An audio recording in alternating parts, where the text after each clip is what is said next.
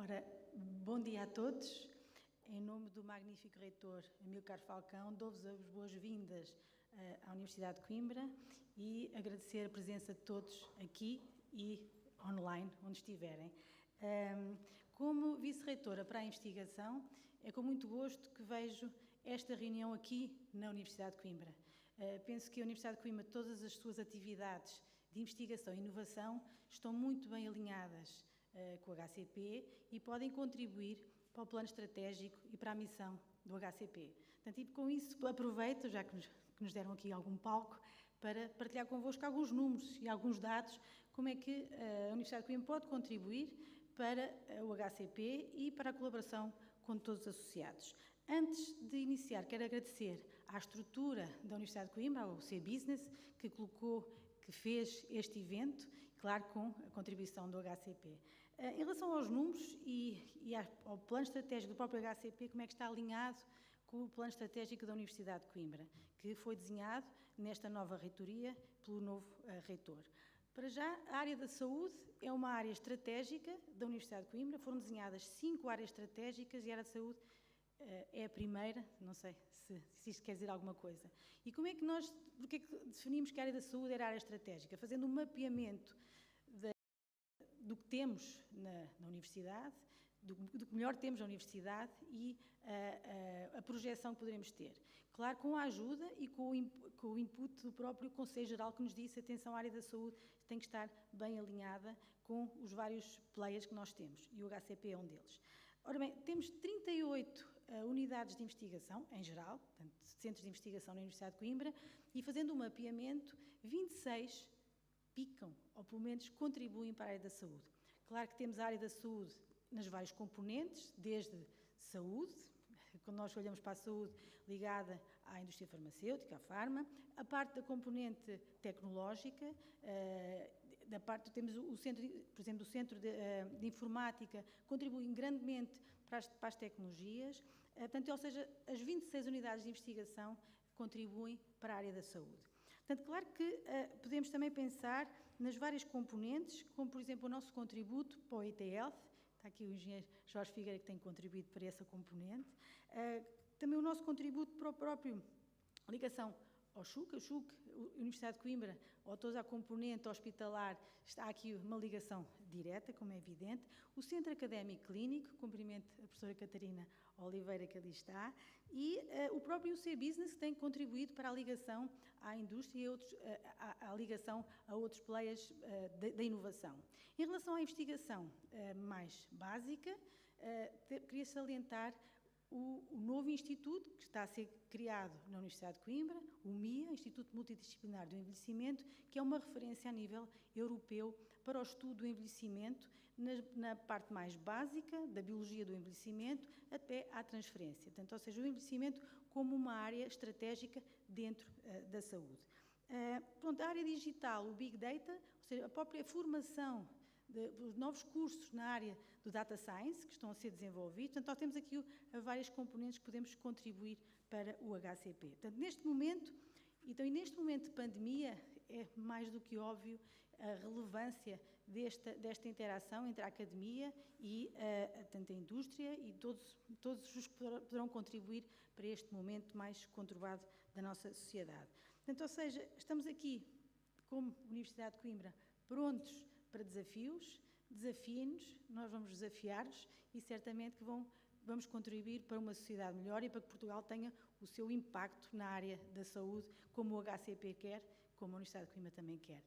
So, welcome everyone, thank you for being here, and thank you for HCP for doing this meeting here at the University of Coimbra.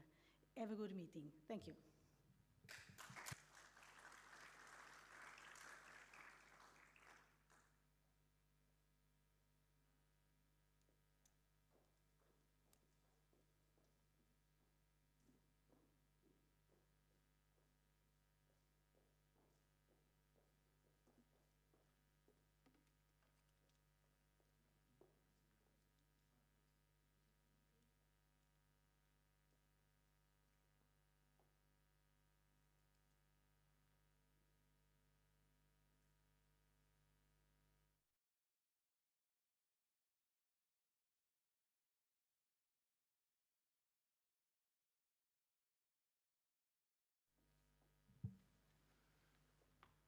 Muito bom dia a todos. Good morning to everyone.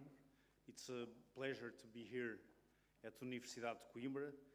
I would like to thank to Universidade of Coimbra to hosting our meeting with health innovation, and welcome everyone to our meetings with health innovation. Special times requires special answers and special solutions, and we think that smart health is the right solution for the special times we are living and we will live in the future. Smart health will promote safer health, and also more efficient and more sustainable health.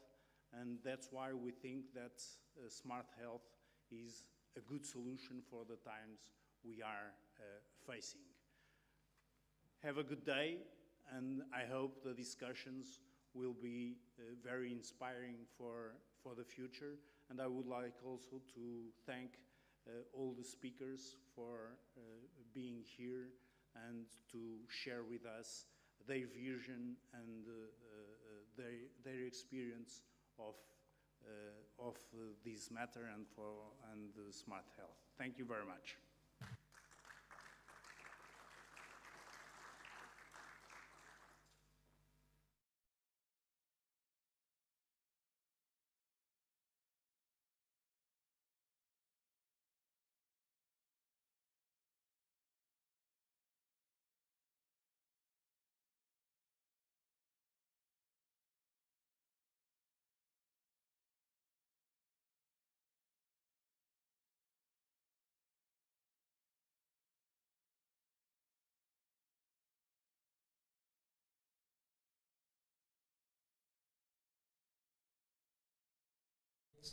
In large-scale data processing. And to do that, I will ask Peter Vilax, the CEO of Mediceus, to address the audience. Thank you, Peter.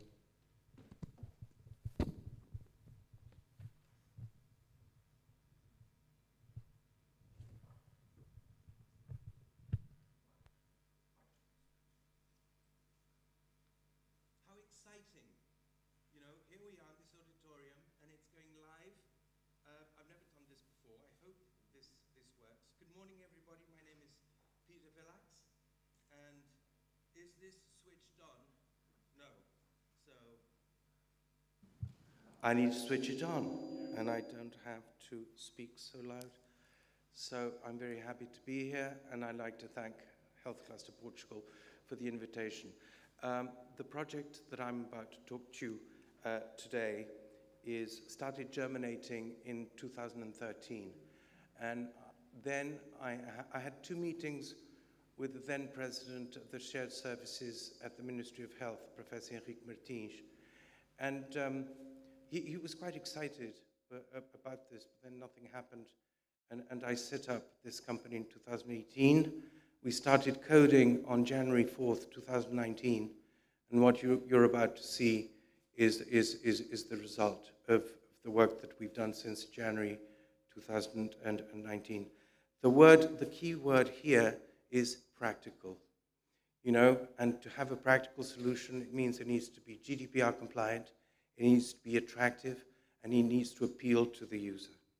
So when we process data for health, there are two uses that we can give to it: primary processing and secondary processing. Primary processing is about using data to care for myself. My data is used to care for myself. Secondary data is everything else. It's processing insurance claims. It is managing healthcare systems. It is researching new drugs. That is secondary. So we need to ask this question: is the data used in secondary processing? And if it is not, if it's used strictly to care for the person's health, then it's okay. You can proceed under Article GDPR 9.2H, and no consent is needed. If, however, you want to use the data for other uses, you need consent. And GDPR is extremely clear about this. With healthcare used in secondary processing, you need consent. So when you give this consent, you need to give the right to the user to revoke the consent with the same ease as consent was granted. And it means that for existing data lakes, and by existing data lakes, I'm really using a very broad definition. There are some data lakes that are unstructured. There are some data lakes where users have died or are anonymous, have been anonymized, and there you have a practical difficulty in requesting consent from those people. Another problem of existing, and you know, maybe I'm being over simplistic here, but there have been papers on data lakes saying that there are some scientific issues about the validity of the conclusions from big data processing on data lakes. What we're trying to do is a data lake in itself, but its concept is different. It is about structure and organization. And we intend to build this data lake from the first user up to the millionth with 100% consent, because that is what the law demands from us. In the end, the processing and the big data processing will be, the machine learning will be exactly the same. But we start from a different starting point, which is well-curated, well-organized data. So there are three challenges for us. The first one is about scientific knowledge. And this is what motivated us in the first place to do this. The second one is reconciling the right to health with the right to privacy. Our data, our health data, is spread across tens of thousands of servers. And this data dispersion makes it very difficult to use it intelligently to improve healthcare. But we need to reconcile these currently opposing notions. And finally, there is enormous public interest in the project and in other similar projects that are being done. There's also significant economic potential. And we need to recognize that these two dimensions need to be addressed, and they need to be reconciled. I'll now show you a video. It's 2 minutes, 10 seconds. It shows how we intend to address the user out in the world via YouTube. I hope this plays well. If not, let's go. We need sound. We need to start again.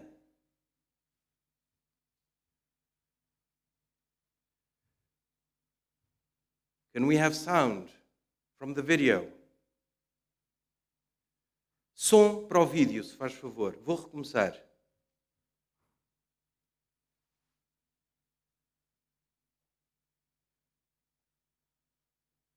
Read the captions.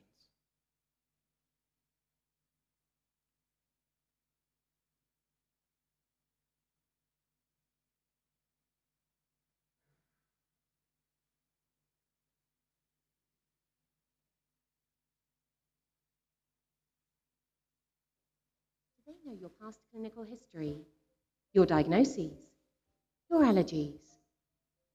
Just imagine. Imagine your blood test results sent directly to your mobile phone. Imagine being able to share your tests and all your health data with your doctor. Imagine your doctor being able to prescribe the drug that is best for you with the fewest side effects. Imagine that all this happens without your name, your address, or your phone number being known. And so your health data are completely protected by anonymization. Stop imagining.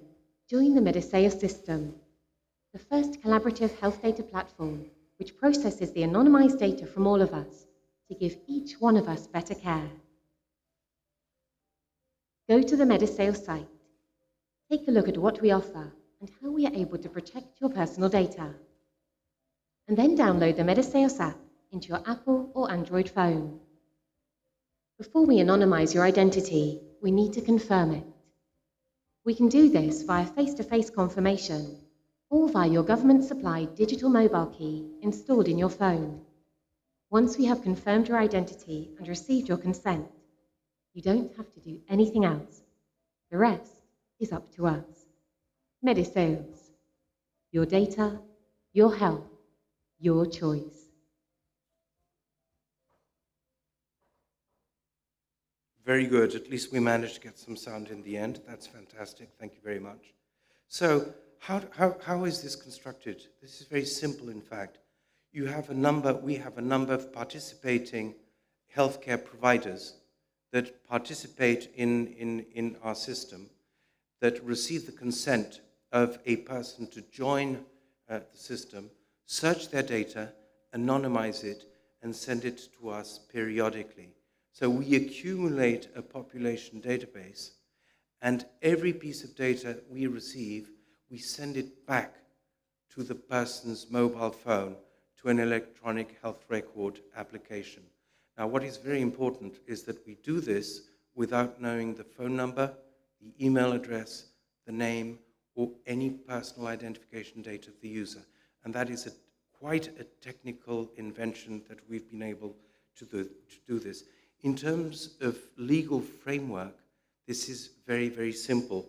The law, Portuguese law, and most European legislation say we own our health data. And GDPR in Article 15 says we have the right to access our data. Just with these elements of the law, plus consent, and we have the right to access your data, provided you want us to access your data.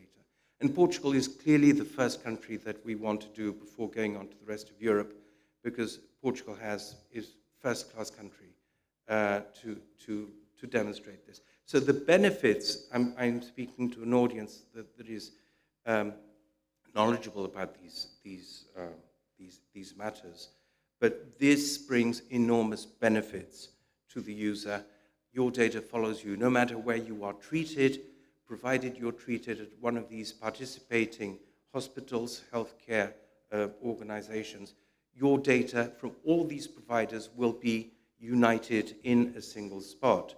Also, the law allows us to, the law says that parents give consent on behalf of their children, so we can have your children's data in your application as well. We can share your data with your healthcare professional that you decide. And you decide for how long they're going to have access to your data. And finally, we do this with very, very strong personal data protection. This system was completely designed after GDPR was published. And GDPR was my bedside table book that I read every night to make sure that everything we did complied with the law. In terms of benefits for the NHS and government, the first one that springs to mind, obviously, is epidemic surveillance. We need to monitor analytical test results in real time in hospitals, in clinics, so that when there are unexpected disease patterns, we spot them immediately. When we had a Legionella outbreak in Villafranca de Xira in 2014, it was thanks to an alert doctor who saw a pattern. In Wuhan, if we had such a system, we would have been able to spot SARS-CoV-2 well before alert doctors spotted it. We can also use the system at the same time of surveillance and investigation at very large scale of morbidities, such as hypertension, obesity, and diabetes. Imagine Infarmed being able to revise drug reimbursement prices based on the effectiveness data of that drug. This is quite a breakthrough. And all of this combined obviously allows the government, the state, to prepare better guidelines and better public health policies for everybody. Technically, we have an extremely strong solution. We have a system that gives a unique number to every single person in the planet. And in fact, the number is so large, we can probably give a single number to every single inhabitant in the universe. And this number is your identity key, it's your authentication key, and it's your encryption key. And we've really developed a very interesting system that allows the data to be totally de-identified on our side. Identity is a source of risk for us. If we're hacked, we'll show the hacker data that has no names, no personal ID. However, when the data is sent to your doctor, we're able to reassociate it with your name. Thanks to your help, we do not have your name. Totally compliant with GDPR, and a very interesting use of QR codes to help mask your identity when you're conducting data sharing operations. In terms of everyday data flows, you get your data, you're the starting point. This is a patient-centric application. The hospital sends periodically your anonymized data to Mediseos, and we're able to send it to your mobile phone without knowing your name or your mobile phone number. And just had a patent published last August that covers this. During treatment, during the doctor's appointment, we can authorize the doctor that we select to receive our clinical history. And obviously, for researchers, for academics, researchers will have access to a very large database of health data. Imagine this as an open source of real-world health data, extremely valuable. Our application is ready. You will be able to see this at the coffee break if you're interested.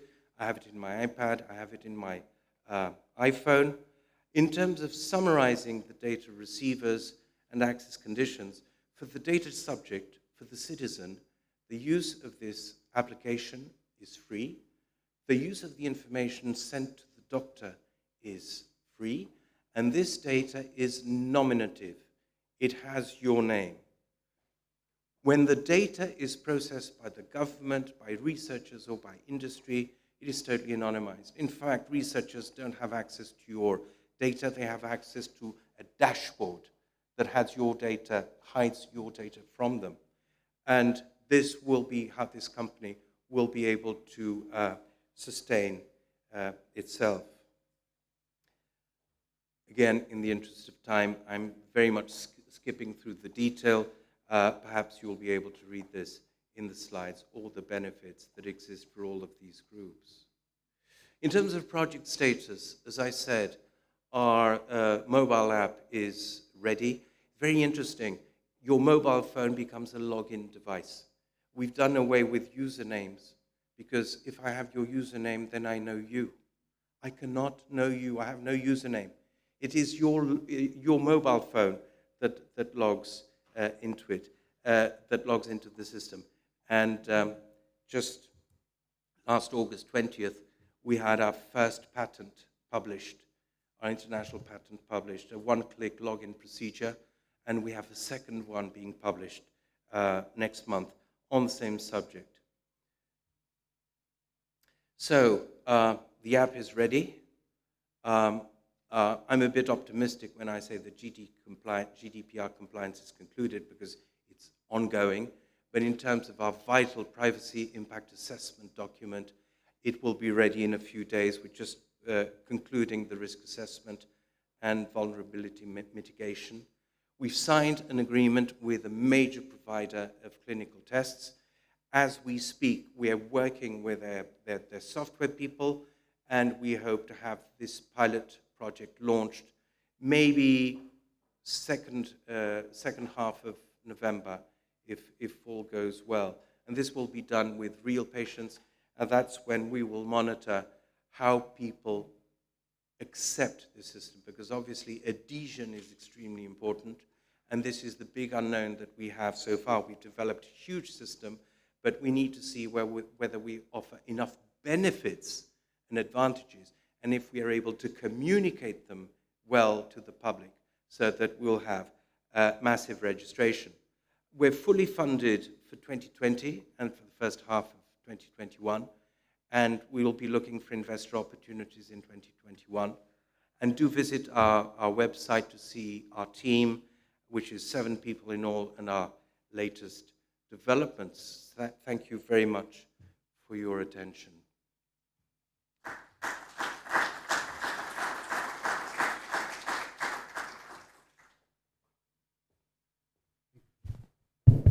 Thank you very much, Peter. We will have now the presentation of 2 integrated solutions in Smart Health. These are solutions that are being developed by members of Health Cluster Portugal, by the cooperation between members of Health Cluster Portugal. The first solution, Smarter, Healthier Aging, will be presented by Nuno Souza, President of the School of Medicine, University of Minho, and by Philip Souza, Head of Connected Things from Fraunhofer. So, Nuno, let's gonna hear you.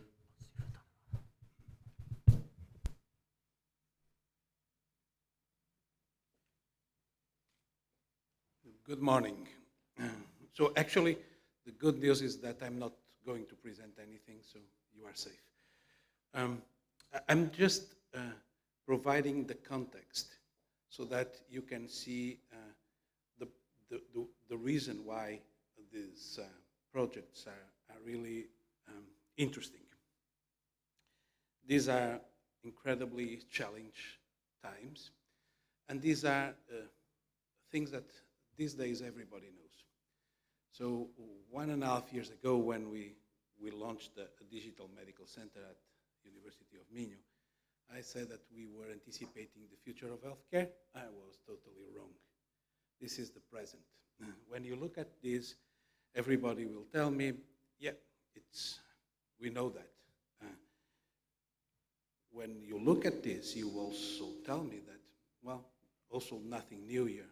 We all know what is written there.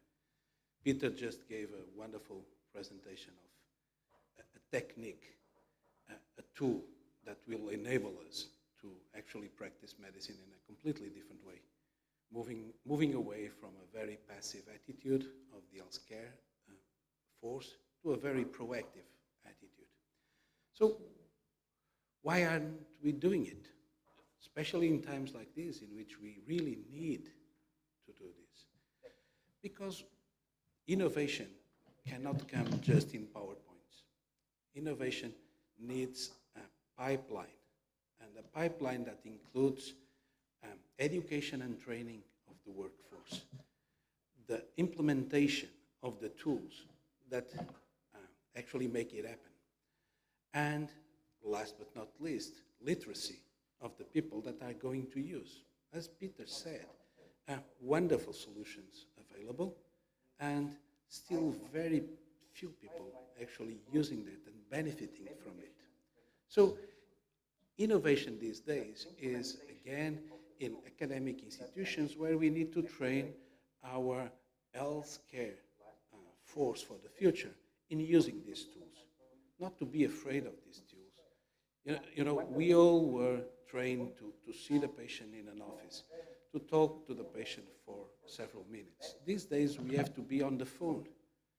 By the way, in the last 6 months, almost all medical encounters were done on the phone, not even using video, not even using any smart platform as the ones we have been seeing today. The second thing is that the institutions that provide healthcare need to be prepared for this, and they need to incorporate and to be open-minded to incorporating these new solutions. And last but not least, we need to train everybody that they can actually access us and benefit from this well-trained healthcare workforce and well-equipped institutions of the benefits of it. So to provide you the framework of why projects are important, it's always very interesting to put different tribes who actually have different tribologies to interact with each other. And so that's a little bit what I've been doing with Philip Souza. I'm a trained MD. I don't know anything about engineering, creating IT solutions, but I think I know a little bit about how to deal with patients. Philip, on the other hand, knows a lot, tons of how to create solutions, but is not really trained in seeing those who need assistance. So why don't we actually talk to each other and find unmet medical needs? So I'm presenting you, and I hope Professor Catarina Oliveira doesn't beat me at the end, a very typical case of a patient with Alzheimer's disease. It's a typical vignette, so it's a 79-year-old woman that is brought to the physician by the family because she is becoming more forgetful.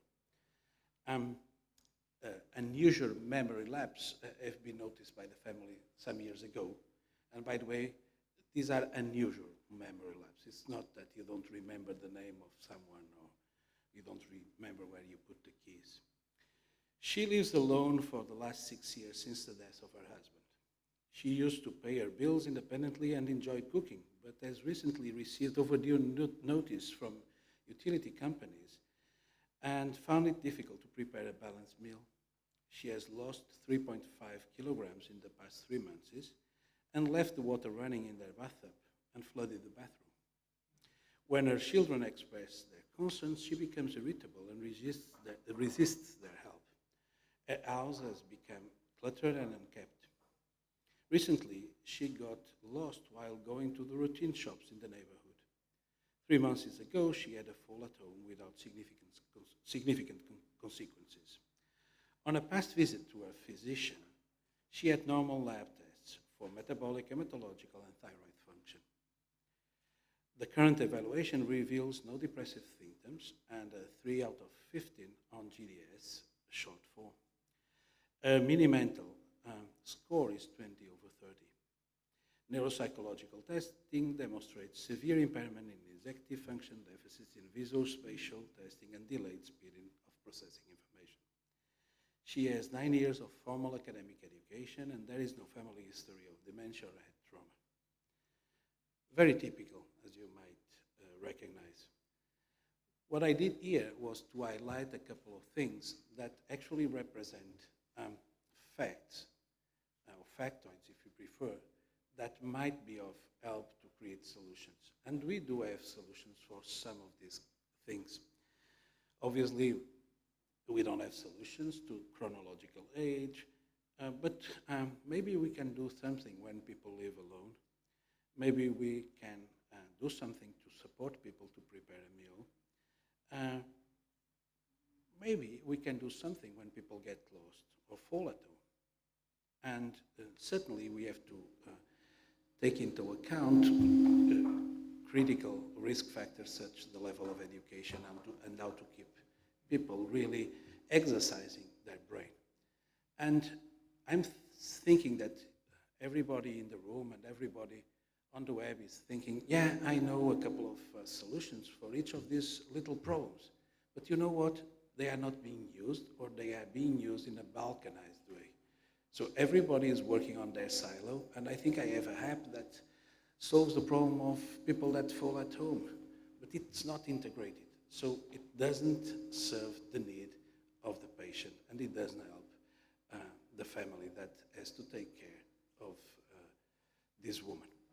So this is the context for developing this process, and now I will shut up myself and will let Philip Sousa interact with you. Philip, please.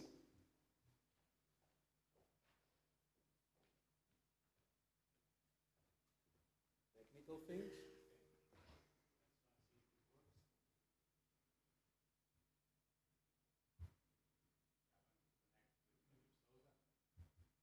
I hope it works because I don't understand anything Philip wrote in the slides.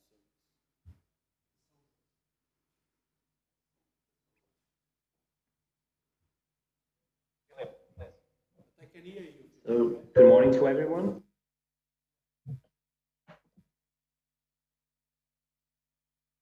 You are hearing me? No.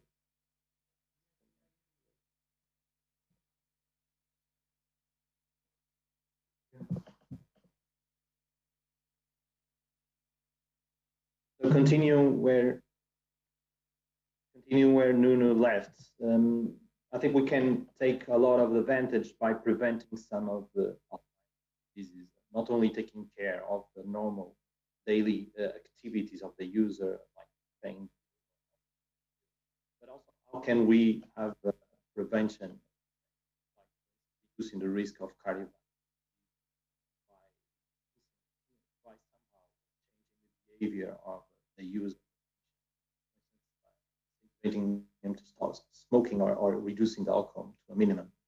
But also keeping a balanced diet, as we see before, is quite critical.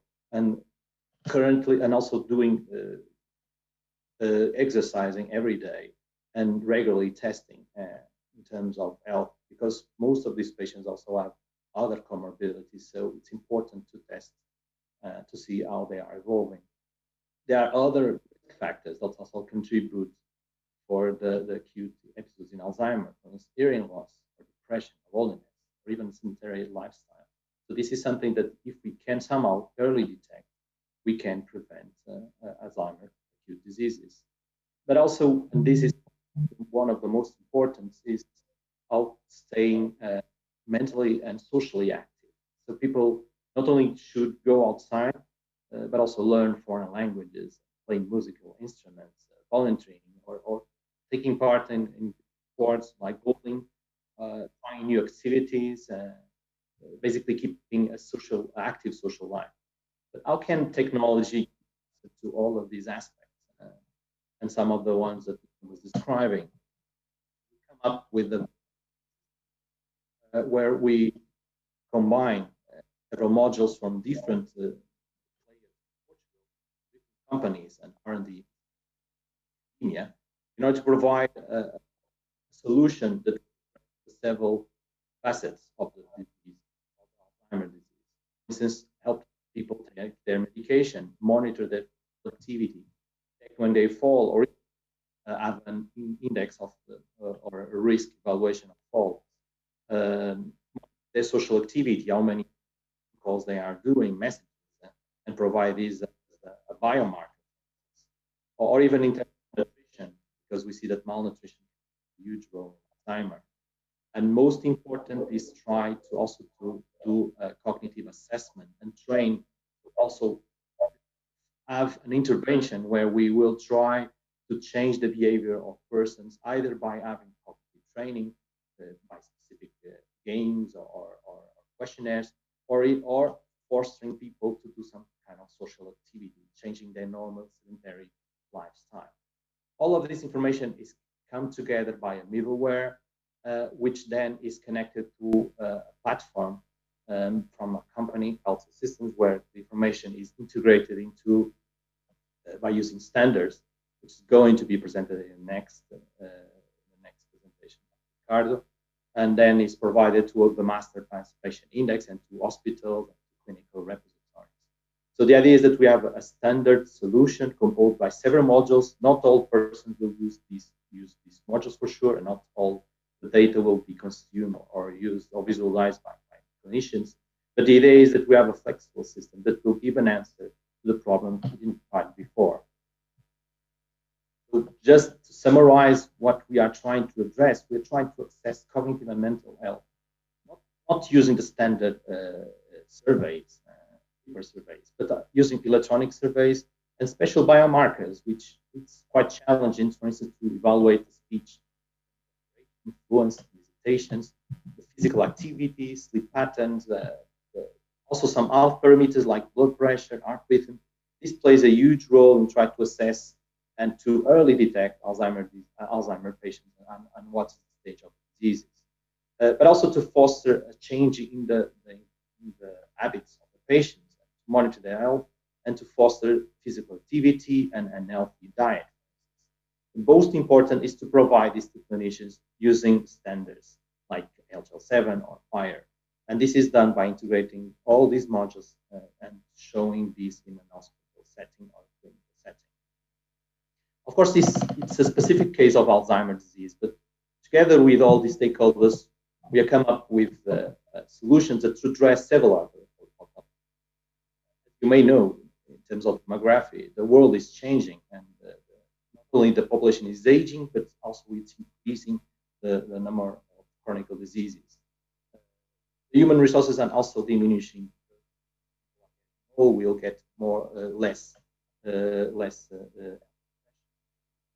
the other hand, unlike technology is evolving at a fast pace. So we see a lot of wearables and people who use wearables to monitor their physical activity.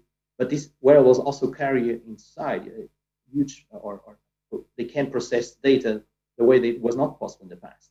And we can use artificial intelligence algorithms to get more knowledge about the physical activity of persons and their habits. Of course, there are several challenges that we currently have.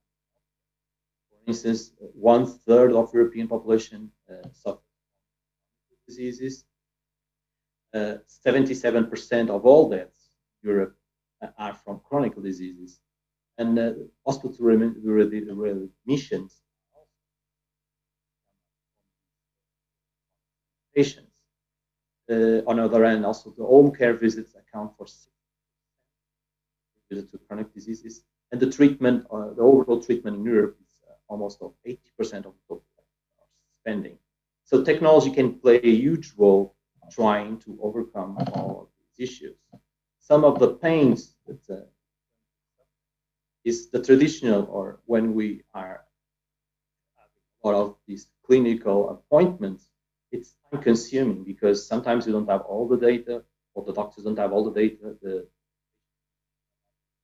reproduce all the episodes that he has. Sometimes not, it's suboptimal because we cannot remember all the acute events, so we cannot control. Basically, the events are rooms, and you usually need a high number of resources in order to have a medical presence. This represents a huge cost in terms of when taking care of patients. Yeah. So we come up with a platform that is centered care of person, involving not only patients but also clinicians. The idea is that we can manage several diseases by integrating several data from devices and try to use artificial intelligence algorithms to give meaningful information. So this will empower patients in order to change their habits and to have an healthy and active lifestyle. Currently, we are trying to address 4 chronic diseases: diabetes, heart failure, Alzheimer, and COPD. In order to realize this, you already saw an example for Alzheimer's disease. We come up with a platform. It's very simple. So we have the user that can use wearables and smartphones that can be easily integrated into cloud and to a system, converted to standard in 7. But this can also be processed using analytics and provided to doctors and nurses in order to come up with the proper solution when taking care of the patient itself. This involves not only one unique player, but 7 players. So a few examples of the players that are currently working in these technologies. Of course, we are open to collaborate with more players and even to include more technologies. So everyone is invited to work with us and to join us in this platform that combines more information. Thank you. Bruno is available there to any questions that you can provide me.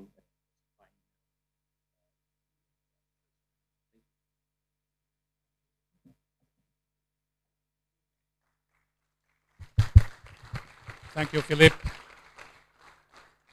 Sometimes the technical solutions are not too much accurate, and we apologize for these problems with the sound. But we finished this presentation. We will have a break. I will ask if you can go out with the help of the assistants in order to don't have too much crowded people and so to respect the directives. Okay, we'll be back in 15 minutes, if you agree, 11. Okay, thank you.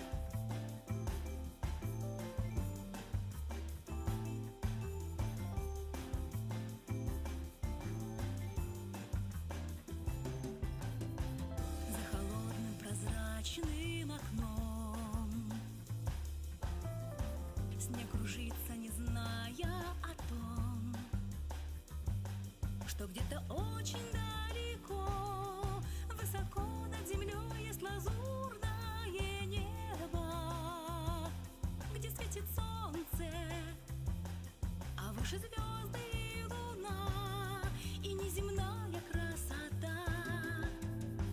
Город тонет в метели ночной,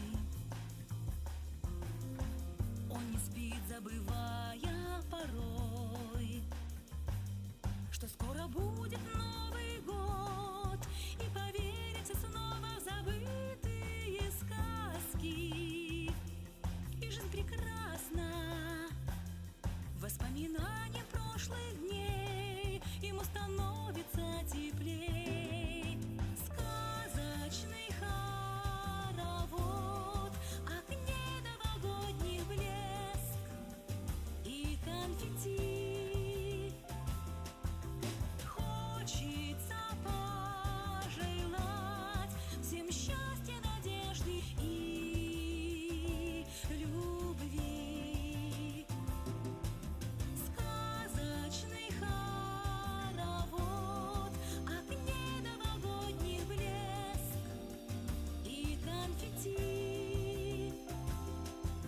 Хочется пожелать всем счастья, надежды и любви. Словно в сказку откроется дверь, все возможно на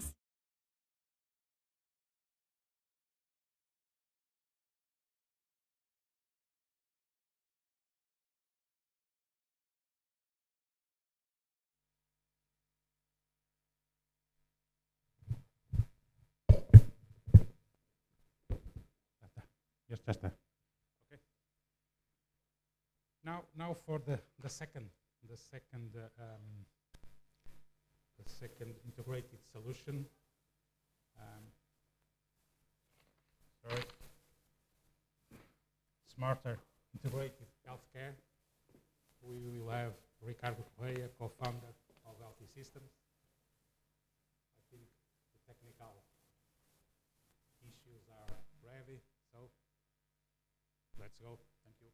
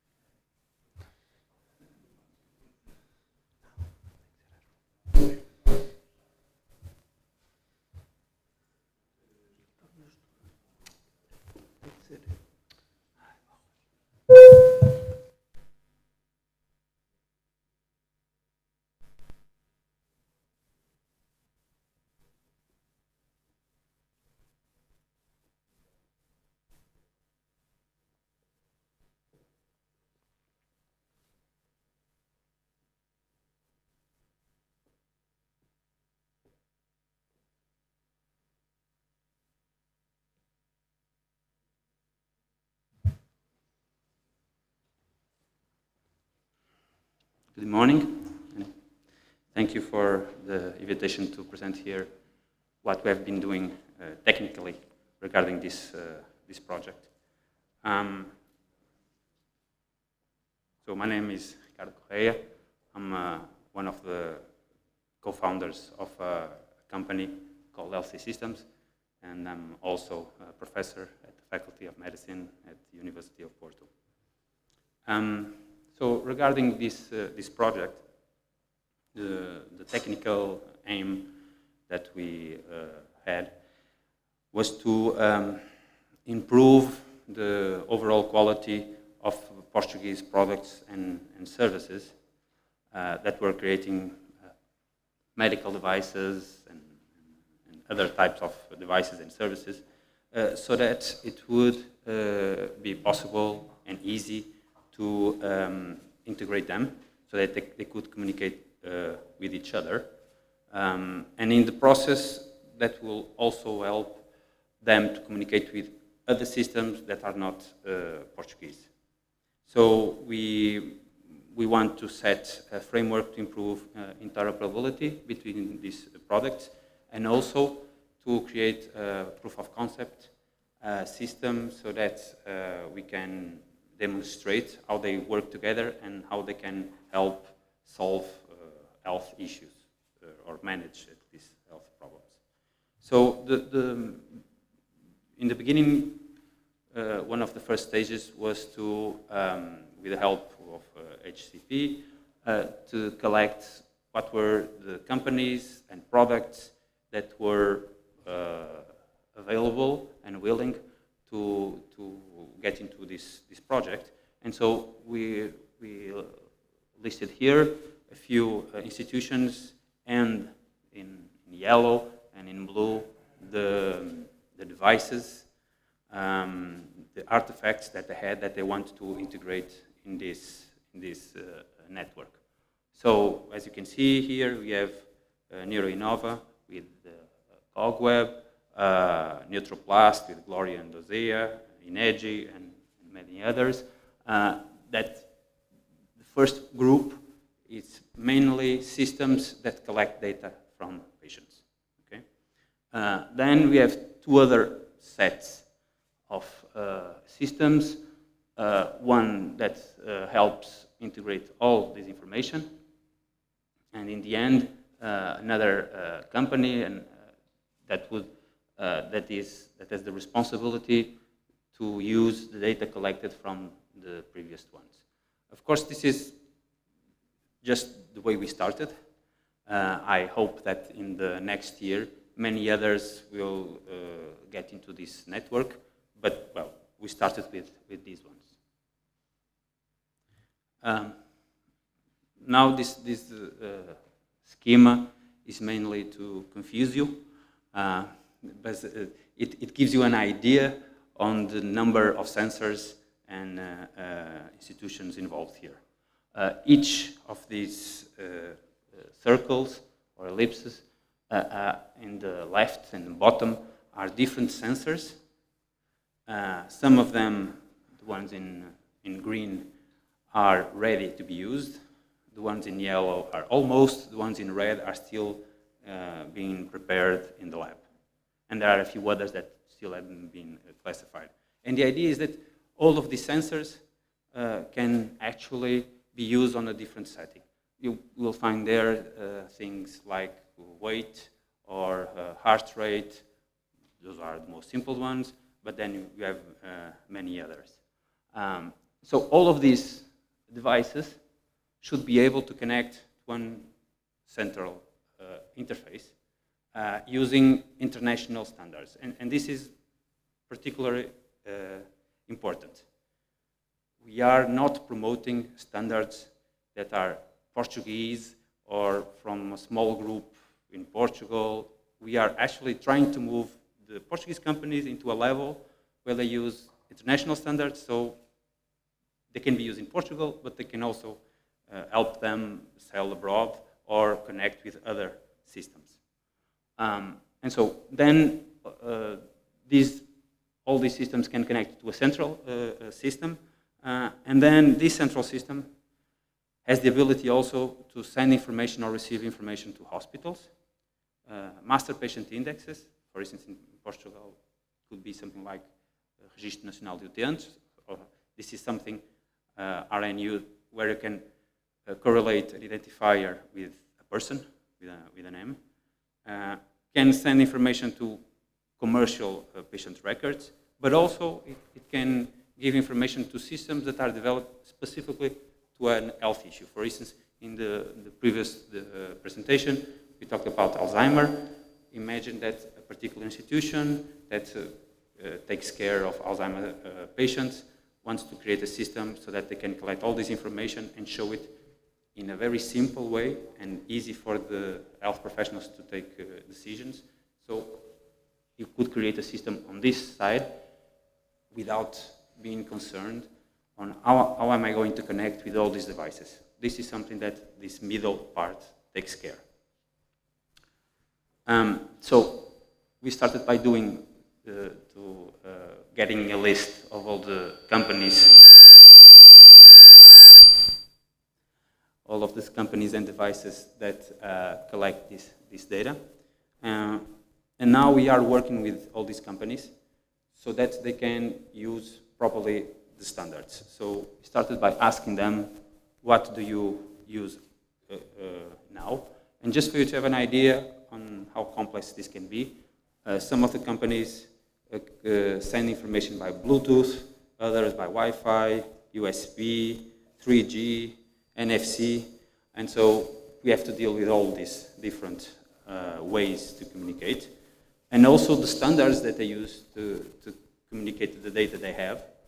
We have, well, none of them uses HL7 version 2, but at least one uses FHIR, which is something very new, and practically all the world work on this area is moving through FHIR. But the third line, and I'm sorry that it is in Portuguese, but I'll translate it, is what it means is that they use a format that the company has invented. This is something that we want to tell them that you should not do. We need people to use international standards, okay? But this is very common. I don't know, my background is computer science, so I'm actually quite comfortable saying this. Almost all engineers love to create. And maybe we should, well, there is a space for them to create, but not here. So the standards, they should be forced to use particular standards. And so this is something that we are also trying to work with these companies that create these devices so that force them to use these standards. So our challenges now is to agree with all of them which standard are we going to use. It's practically decided that it's FHIR. But FHIR is something new, so it does not solve all the aspects that these companies need. So we are also working with the international community to extend FHIR so that it works with these new needs. Okay, so this is also a way for the Portuguese community doing medical devices to work with the international community working with standards. It has also this effect. Also, we are trying to move a little bit further the maturity level of the people, of the technicians that work in these companies, so that they know more about standards, so that when they go to an international event, trying to sell their own devices, they can say, well, our device is prepared for this, and we work with this version of FHIR. So we hope that will be also helpful for them to sell their own solutions. Another thing that is particularly important is the security. And this is something that we are working with them, but it's hard. Most of the companies don't want to have, they prefer not to have patient identification, name, date of birth or whatever in their own systems. Because of GDPR, they prefer to say, well, we just collect the weight and we'll send you the value. Well, but somebody has to have that information. So we are also finding that there are some pieces of the puzzle that are needed to be created, and we need to find ways for them to communicate with each other. Okay, so this is also a challenge.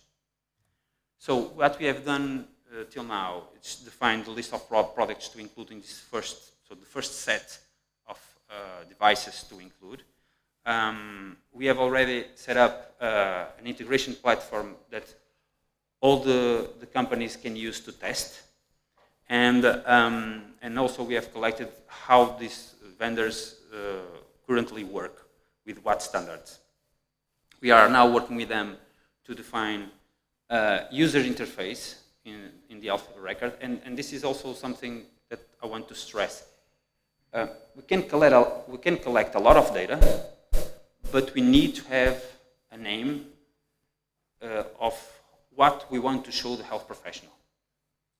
It's really, for instance, if I can collect the heart rate every 5 seconds, is there a health professional interested in seeing the health rate of me every 5 seconds for the last month? Probably not. So we need to know what the health professional wants, so that I understand at what rate do I want the information, if I want all the data, if I want just the average, or the minimum and maximum, or whatever. So we need this, the end, so that we can also define what we want to collect. Also, we are documenting the variables collected by each medical device, and this is also very important. Language is really something hard for us to do.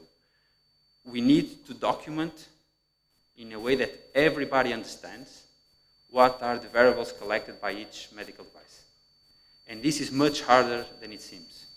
I need to understand if the heart rate collected by device A means the same thing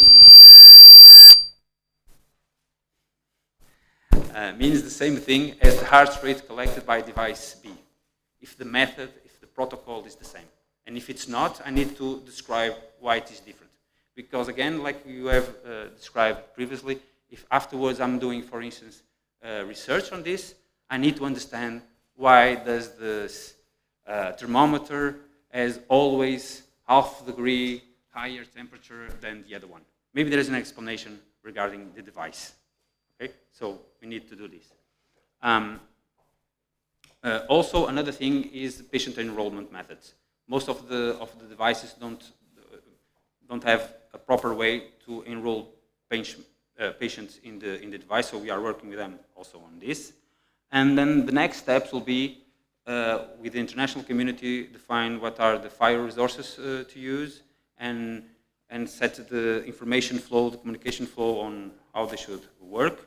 Then afterwards, each supplier has to develop their own part of the communication and then try to test it with all these systems together. I just want to go back just to give you, to tell you something else. Of course, these are a list of all the devices. For instance, in Alzheimer, it doesn't make sense to use all the devices. There will be a subset of this. But for other, for instance, for diabetes, there will be a different subset of all these devices. But the thing is, if you work with all these devices, if you want to tackle a new health issue, you'll just need to select, okay, for this one, I need A, B, and C. And we want to get into a level where you can be comfortable in selecting this new set because all the integration issues are tackled, are solved. Okay? This is, again, like in most presentations, more easily said than done. But, well, we are working with the companies to trying to solve this. Okay, I think this is enough. So these are the companies that we are working with. And please, if you are also interested in knowing a little bit more about the technical aspects, we are having in the afternoon just a presentation just for the guys that do programming. So if you know somebody that could be interested, can join in the afternoon. Thank you. Thank you, Ricardo. Now we'll have the brainstorming session that will be managed by Chain Reaction, by Hugo Volt, that is approaching. And Hugo, please lead us to find conclusions on this subject. Thank you.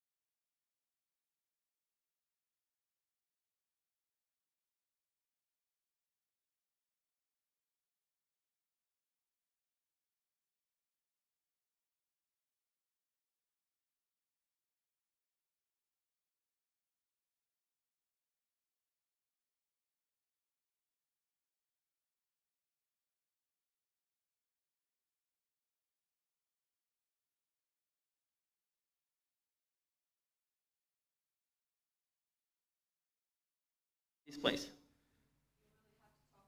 Yeah, I'll stay in this place. Very well. So, as I was saying, this is the story of André. He worked in Deloitte and founded the Digital Innovation Group at Deloitte, and is now a professor at Porto Business School and works at Chain Reaction and Mesh Agency, a design agency. And he has 4 children, and they are a cause of many of his problems. As for me, I'm Mugo. I was a student in the Faculty of Economics of Porto, but my great-grandfather studied medicine here in Coimbra many years ago. And I also have an MBA from Porto Business School. I've worked in large corporations, in the innovation departments of them, especially in Lian Fang, a Hong Kong-based company where I also lived. I founded startups, and now I'm working on this fine company. And I'm also lecturing or assisting André in lecturing at Porto Business School. So what's today's session, and what's the goal for our activities? The goal is for us to have just a little overview of some brainstorming exercises, hopefully very different than the typical brainstorming you are used to do.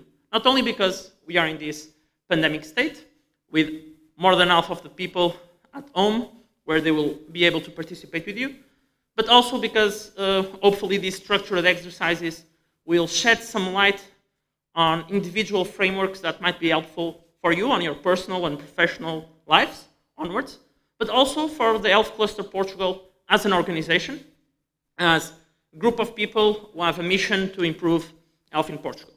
And what I want to frame for today's session is that we are here to tackle a predefined, not necessarily problem, but a predefined solution, okay? And that will be, how might Health Cluster Portugal, as a cluster, naturally, foster competitiveness within the health sector of Portugal, at least. I think so. And we'll be going through these 5 exercises, which I'll explain in a moment. And we will need you at home, very easily on your laptops, and here on your mobile phones if you want, but if you do not want, it can be on your paper, like a notebook or even on your mind, but ideally on a piece of paper, and we will be giving you post-its and playing around the walls if it wasn't for this pandemic situation. But you can also join on your mobile phones on a link we will show. And it's not as good experience as being on a laptop, but it's still quite reasonable. And the goal is for us to, within these 3 exercises, go through different aspects of an ideation session, but mostly on the divergent phase of ideation. So we'll be, within this challenge, try to generate alternatives to then explore. But that will not be done today, of course. This is only a 45-minute session. And what we will do is, in the beginning, force you to just be open, be divergent. Then on the second step, we'll ask you to converge a little bit, to choose the top 2 or 3 ideas that you have either developed or found. Like, the good thing about innovation is that you don't need to build your own ideas.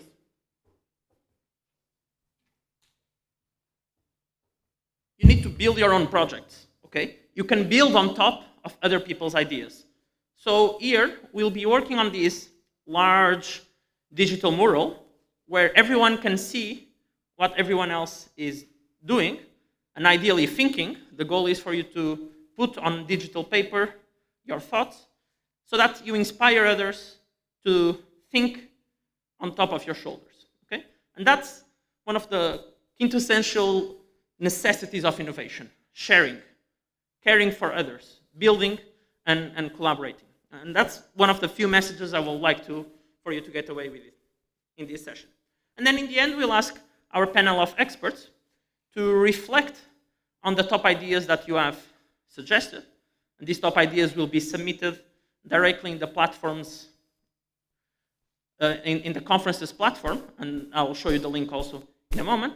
And then the experts should conclude this session with a very brief, 1-minute, punchy line that tries to encapsulate the most interesting nuggets of creativity that were developed today. Okay? That's the gist of this. I know it sounded a bit dense, but step by step, breaking things down, everything is easier and more digestible. So let's begin. The first step is the ideation. As I told you, this is the challenge we want you to focus for today. Consider this question: how might we, or in this case, how might Health Cluster Portugal, as a cluster, foster competitiveness within the health sector? Okay. Consider the vision of the cluster and consider the potential for these 4 hashtags. Consider innovation, consider collaboration, knowledge transfer, R&D, partnerships. And you might have seen these rules before, like IDEO, a famous design thinking consulting, puts this into 7 rules, but we can just make them into whatever number we want. And these are very straightforward. I don't even need to explain them to you. You can read them and understand them quickly. And also because this will be an individual brainstorming exercise in which you will not be talking with each other. You will just be seeing what other people are doing, especially the people at home. You are key for this session to work in a successful way, because the people here in the audience, it's more difficult for them to take out their phones and write in a fast way as it will be in a laptop. And this is the place for us to begin the session. And the first step that I want you is to just click on this or write this simple link. And in this simple link, you will find the first exercise, but don't start. I'll explain it in a moment. And as we proceed through the 3 exercises, I will reveal parts of the canvas, because I've hidden them so that you don't get confused with that. So this will be a very simple link to go through. Maybe I can even open it, I don't know. You can choose to write a name or not. You can be anonymous. That's totally okay. No need for you to detail who you are. And the only thing that we ask you is that you share here on a collaborative manner. I'm the visiting pig, very good name. And you can just ignore this getting started tutorial. If you are using your mobile phone, I ask you that on the browser, on the top right corner of the browser, you select the option View as Desktop. Okay, because the mobile version only allows you to watch. You can be a little bit voyeur and watch what everyone else is doing and just write on your paper. But if you want to write here, just use the View as browser. Okay, and then you can just select with your laptops at home. I'm seeing some people here, and you can just zoom in if you have a nice touchpad, or with your mouse, or with a keyboard with Control+. Okay, so just you can zoom in almost infinitely, and if you double tap, you create a post-it, very small. So keep zooming in, and you just write. Okay. So don't write anything now. Let's go back to this. I think everyone is familiar with the platform. It's quite straightforward. And just double tap on the phone, double click on the laptop, and you'll be able to write a post-it. And that's the only thing that you need to do within those sections that you see on the big mural. Okay? So, short break. Let me drink some water, if I found where it is.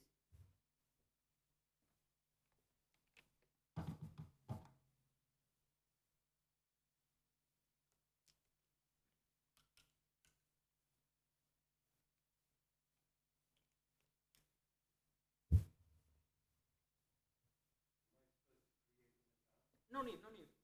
You can just use the guest name. For example, in my case, it suggested visiting pig, but you don't even need to accept a name. You can just put enter as visitor, as you see there, and no need to click on anything or write a name. It's okay. I'll delete my post-it. The only thing I ask you is to try to write your post-its in line. You don't need to know which are your post-its, but it might help you to go back if you want to recall some of the pre-ideas you have, okay? And here in all these, you have either 3 or 2 categories. The first 2, or the first one in the last example, they are meant to help you structure your thoughts to come up to the ideas. And every exercise will have this short moment, okay? So, I hope everyone is familiar with this.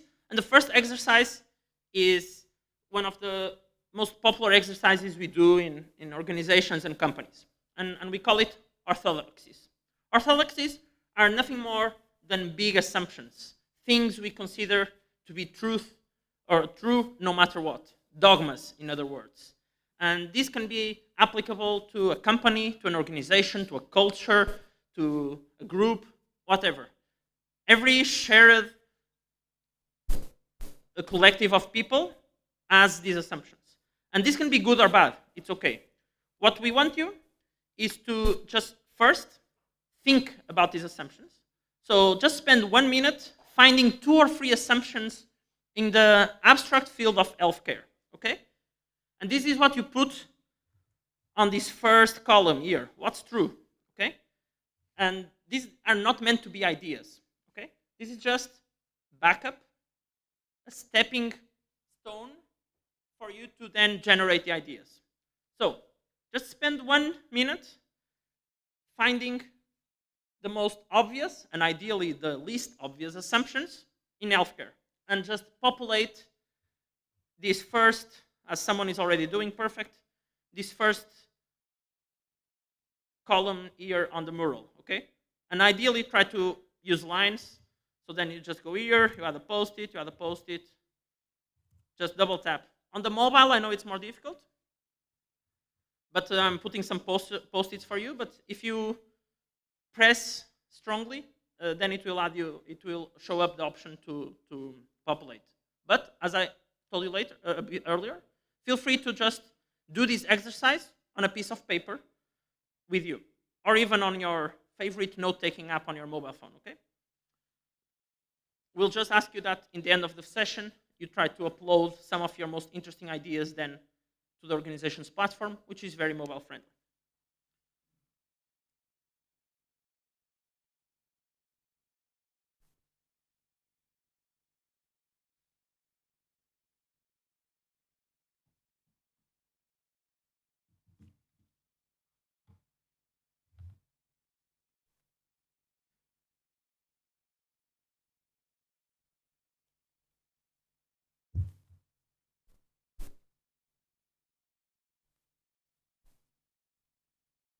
Okay, just think about these assumptions.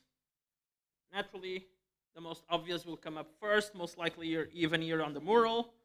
I'm seeing a lot of activity, nice. Feel free to read what other people are doing and inspire yourself.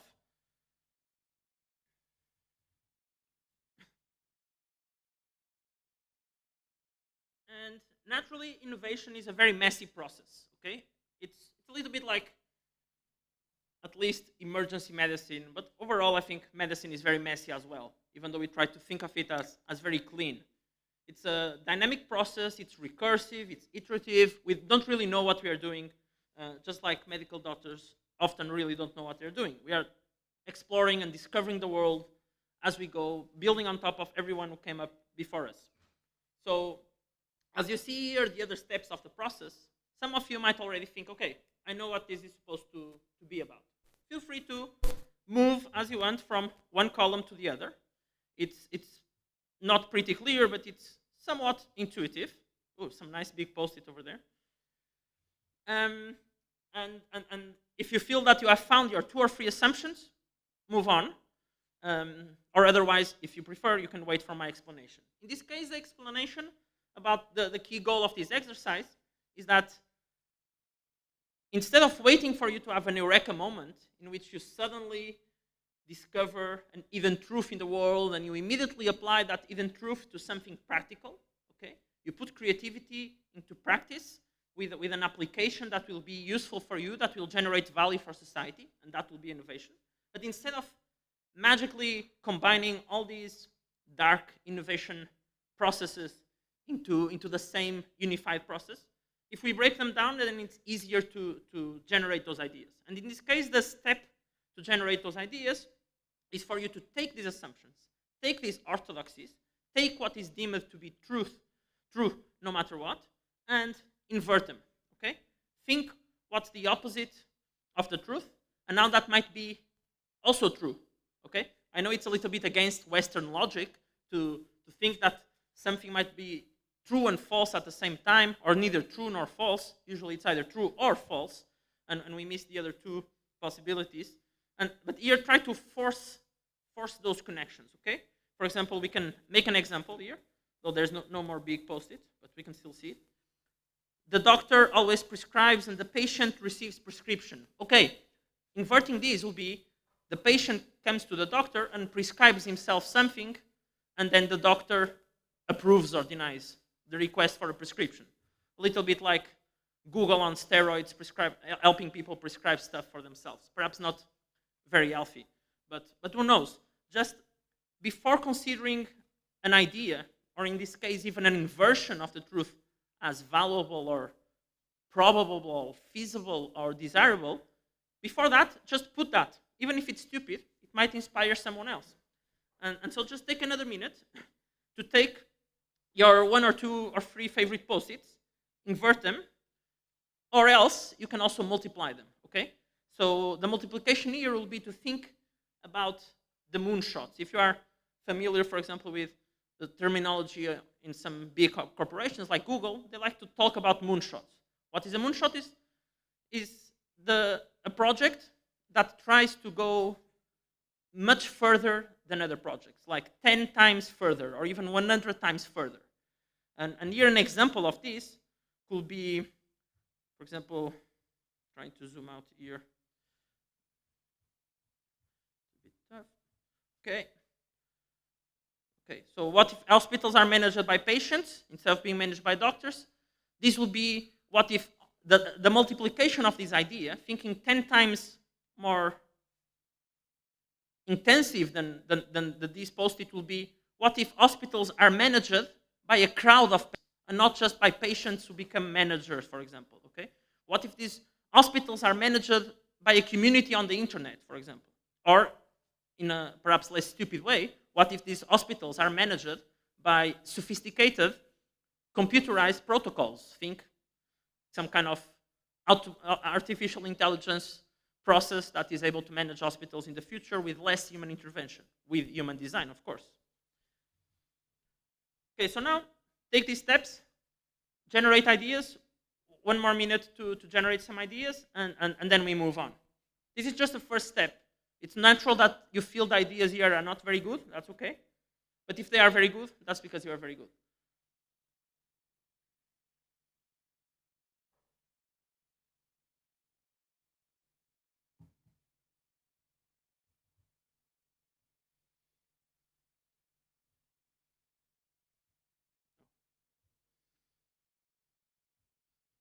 It's okay, there's a lot of white space. Feel free to, if you think you have a big idea, put it on a big post-it. That's okay. More people will read it that way.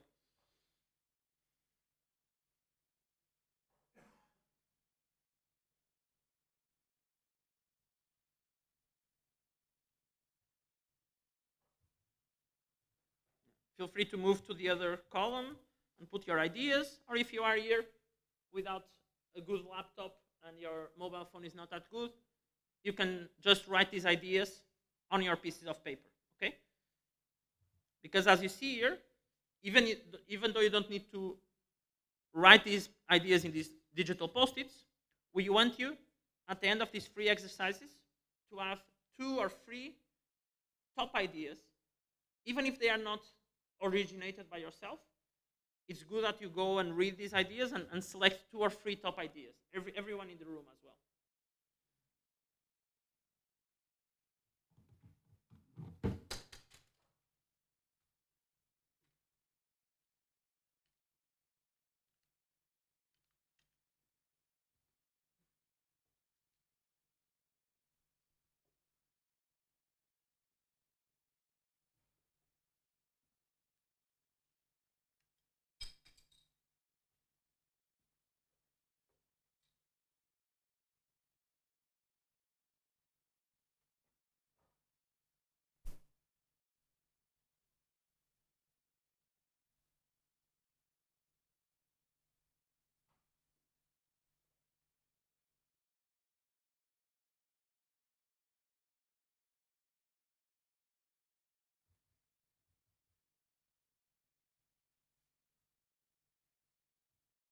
Okay. Very well. 30 seconds for you to put your last ideas on this area. And also you can just leave your ideas in your mind, in your short-term memory, and then go back to them on the other two exercises. That's totally okay. The thing about ideas is that you are always going back to them in circles until they get more interesting and more complex, and eventually stop looking dumb and become actionable. So this was the first exercise.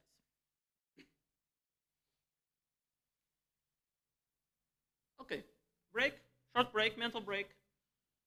Remove this lens of thinking about the opposites, of trying to invert what is dogmatic, and now let's go into another lens. Let's change framework.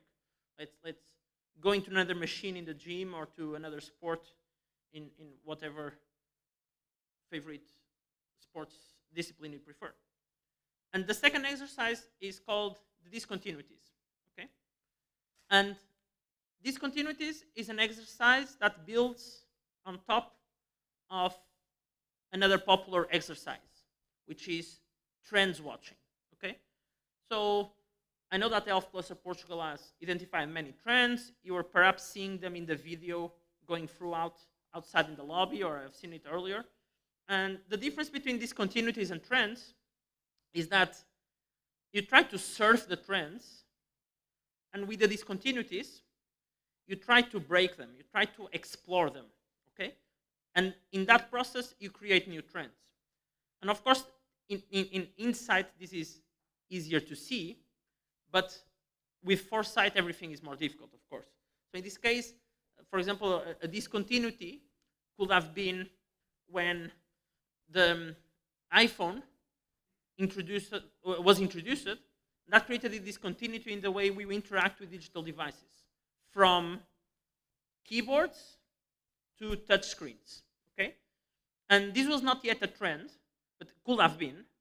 But in this case, some people were fighting against the discontinuity, and other people were capitalizing on it. They were exploring it. They were even pushing it further, and that created a big break in the world of digital devices. And eventually that big break left some people behind, and some other companies profiting a lot. Okay? So here, I ask you to find these drastic shifts in healthcare, these things that are happening, and these shifts don't need to happen in the last year, but of course COVID perhaps is one. This can be like decade-long shifts, okay? Multi-year shifts, okay?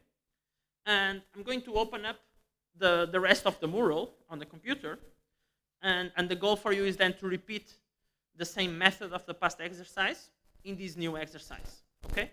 First, you find the shifts and you name them, and then we'll try to find ways to amplify or break the shifts, okay?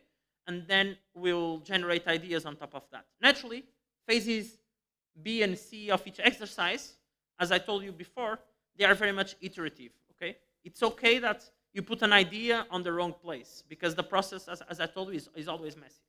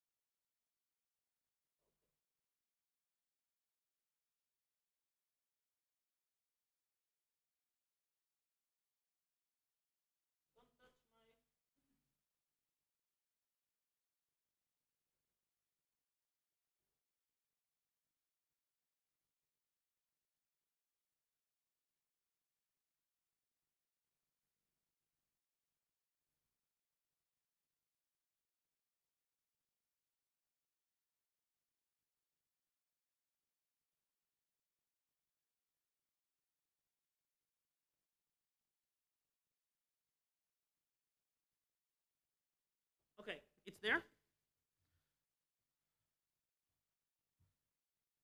Visiting sea turtle is here. So if you just move to the right, you'll see the discontinuities exercise. Someone was trying to jeopardize the third exercise and started peeking through this white canvas. Okay, so name the dramatic shifts. for example, could be from, I was thinking of the applications of IoT in healthcare. I was thinking of all the new wave of user data that is being collected but perhaps not used. You don't need to describe the shifts in any meaningful way, just identify them in a way that's useful to you and at least understandable to the rest of the group here. And usually, when we look at these shifts after this brainstorming, we try to identify how they are breaking the world, how they are separating the industry or the company or society from what it was before to what it is becoming. So usually we name these shifts always with this formula: from state A to state B, or in this case from state T minus 1 to state T plus 1, okay? And we are somewhere in state T where everything is uncertain and we don't know which outcomes will result. And that's the potential of the shifts. You can use the chaos to manipulate reality into something that will be more useful to your organization.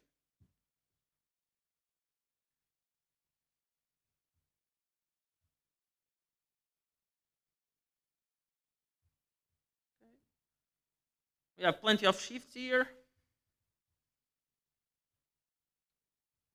Zoom in. From presential events to remote ones, definitely. And this impacts conferences. If the Health Cluster Portugal wants to have world-class conferences here in Portugal, this one better be a success.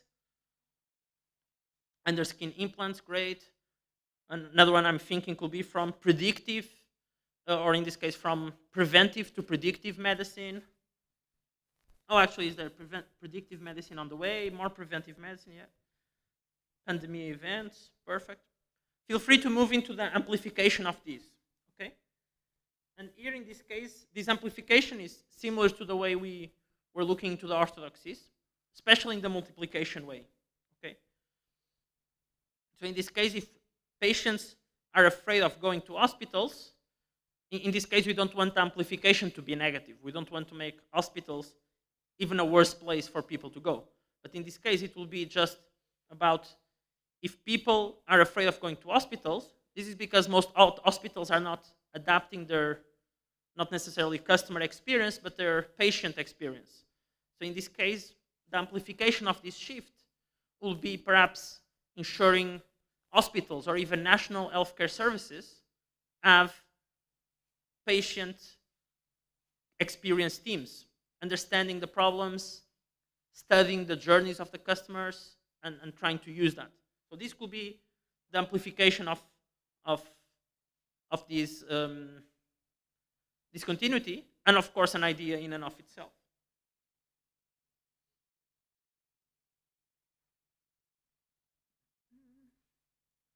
I'm not seeing biohacking here. Nootropics, automedication, okay.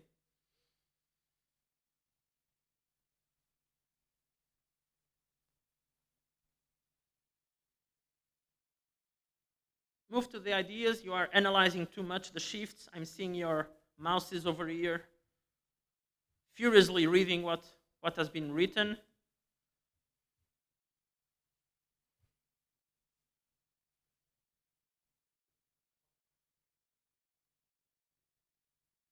Okay, 1 more minute for this.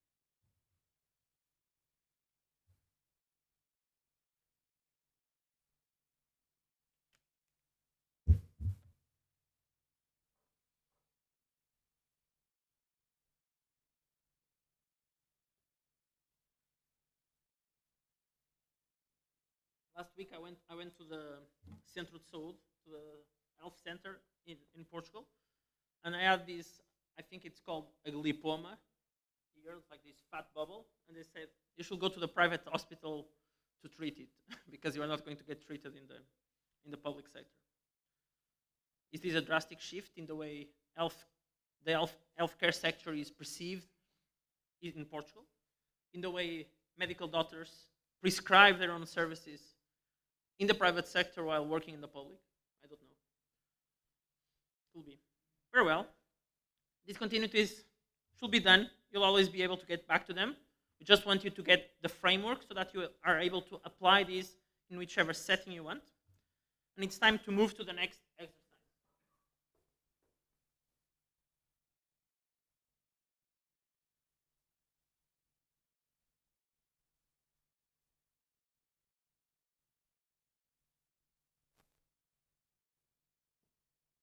I'm sure your ideas are already embedded between this amplification and ideas, so it's okay if you don't put them there. And then you'll be able to keep moving to the right and find these examples. The goal is not for you to read all of these examples, otherwise we'll be here for a long time. Just choose 2 or 3 examples of these. Look at the logos, just glance them through, read them diagonally. Just find 2 or 3 examples that seem immediately interesting to you and force them into healthcare. Okay? This last exercise is perhaps one of the most powerful, and you'll be able to combine the analysis from the previous 2 exercises into this analogy thinking methodology. In this case, the analogy is very simple. You look at a card, you'll see an example, and try to see if that example pops up an immediate idea in your mind. Okay? So in this case, the only thing you have to do in this exercise is here on the very right, just double click and add your post-its. Okay? Don't add the post-its on top of the cards, otherwise people will not use them. And it's okay if everyone repeats cards. That's not a problem. Just very quickly glance through these cards. Try to find 2 or 3 examples that ring a bell to you and that you feel that are applicable to healthcare, and immediately put your ideas into post-its. Okay? And we'll go through these for the last 5 minutes of this exercise.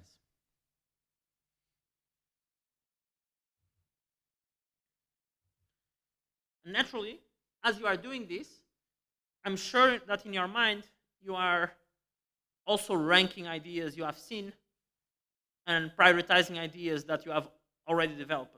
So keep this in mind. As you are going through the exercise, try to note them in your paper or in your laptop or whichever place, because after this, we'll log into the conferences platform, which you have the details for it that you received yesterday or even before that through your email. So it will just be the website of the conference and the 4-letter code, very simple.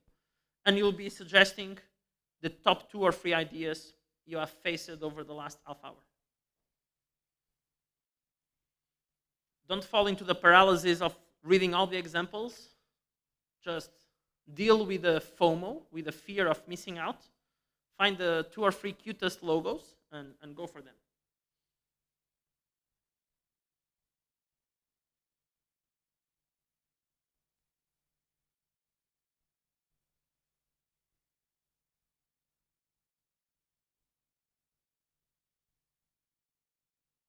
Tips, the Everlane example is very nice. I worked with them back in Hong Kong. And I feel the health sector is not very transparent as well. So that could be a nice forcing of a case study or an example into an industry.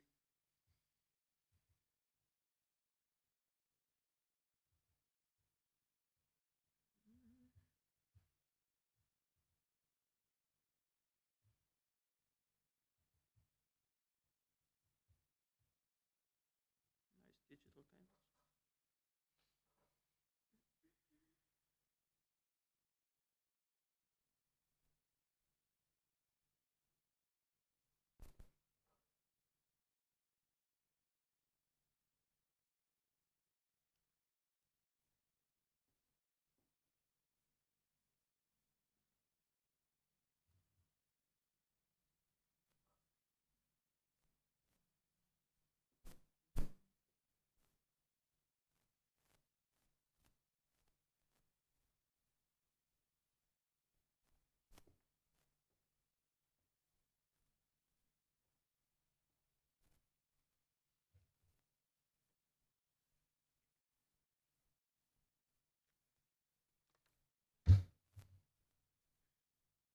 usually we spend 45 minutes in each of these exercises alone.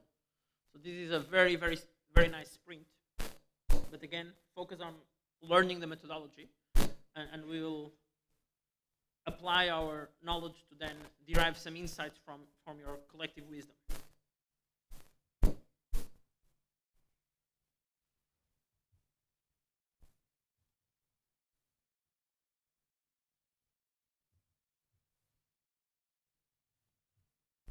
Hurry up, last minute to put your ideas. Start thinking about the top ideas you have.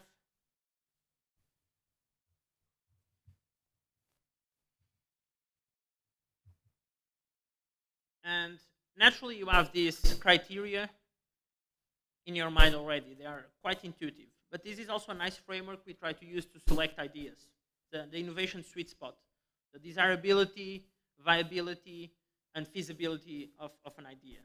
You can choose to apply these or not, but often we immediately use this filter when we are selecting ideas.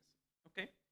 So if you don't have the link for the conference, it's right here on the very bottom, but it's very simple. It's live.hcpmeetings.com. So now just log in.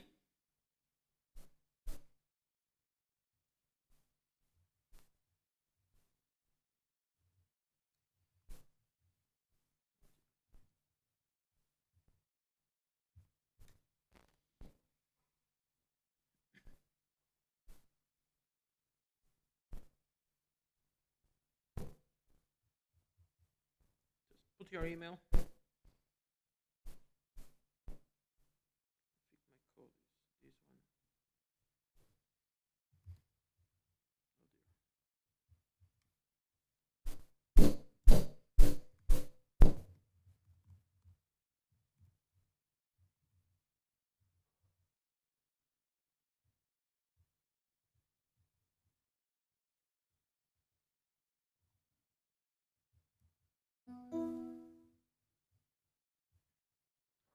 So just come here. On the mobile, this is also very intuitive. And click here. And write your top ideas here. On this. On the mobile, this will be even better. So this is an inception of live streams. So now, just from the canvas, select your top 2, 3 ideas. Okay? Even if they are not written on the canvas, even if they are in your head, even if right now you just think of a new idea, that's okay. Just abandon the mural, except for viewing purposes, and write your ideas here. Okay?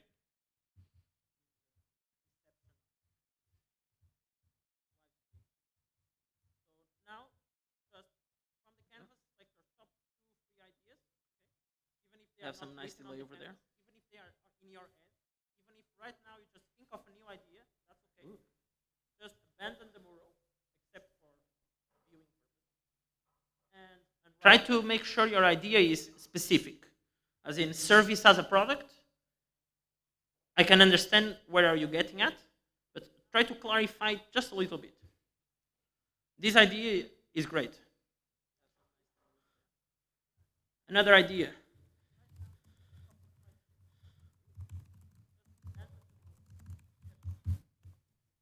Improve the way medical doctors are selected as students. Make sure your idea is specific, as in service as a product.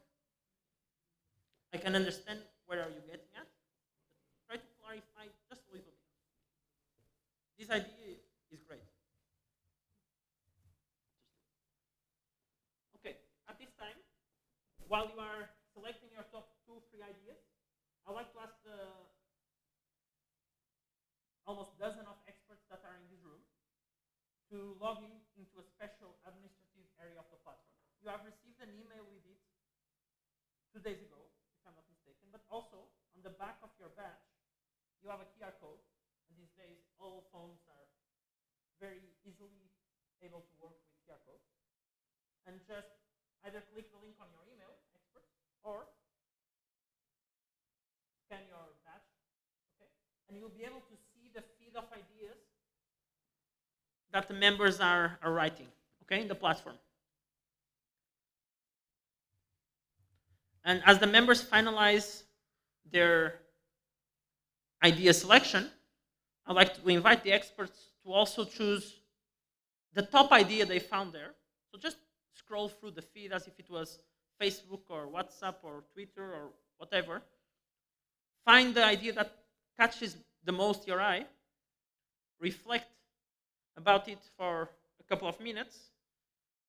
And then as you do this, please, I'll invite you to come here to the stage to share in 1 minute a remark about why that idea is powerful for you.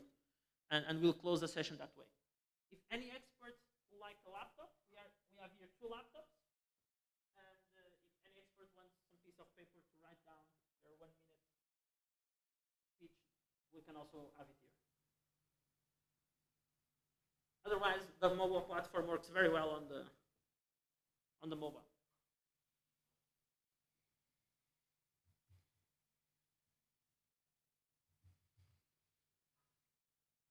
Give a sneak peek.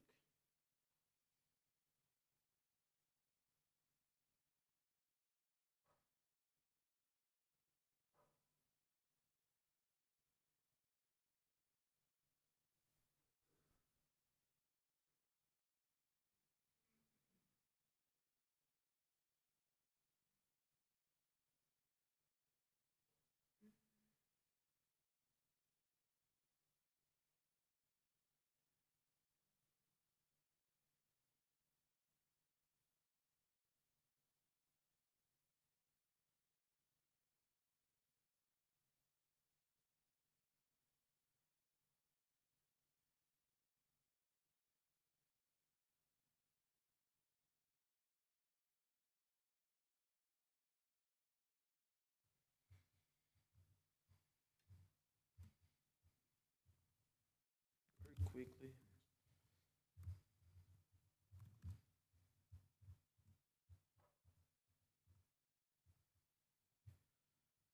Yeah, some nice ideas here. We need some more. Can you please share the link to Mural again? Yes, I can. It's here. bit.ly/HCP ideas if you're at home. I love how people use technology in ways that are not foreseen. Are we going to have access to the presentations and videos? I think so.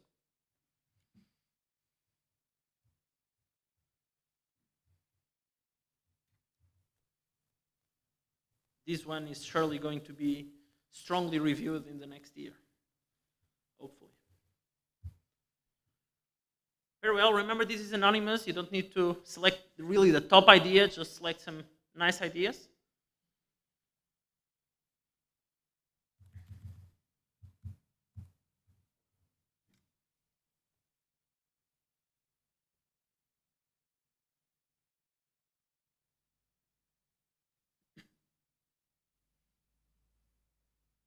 Okay, 1 more minute for the experts to wrap up their concluding thoughts. Not everyone needs to talk, of course, but we would like to invite you to stage. And if you feel like you want to share a couple of words in a minute about the most interesting idea you have seen, we'll appreciate that.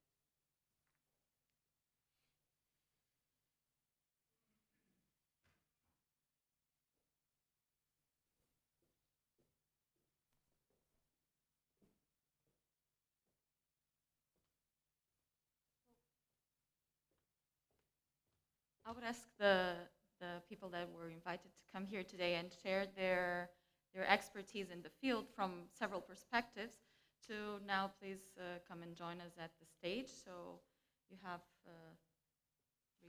received our email. So if you want to share your thoughts on this exercise or in general about the ideas that were submitted and discussed here using this tool, please feel free. Thank you. Yeah, if you want to just scroll through the ideas. No, I actually wrote. So it's a combination of several ideas. So I wrote outpatients, engagement, and navigation. So I truly believe that the healthcare is for the people, with the people, by the people. And so if we do not shift the center of healthcare for the patients, for those who need, and engage them and help them navigating through the system, we are not really helping them. So I think there were a lot of ideas on this topic. Thank you very much. Another remark?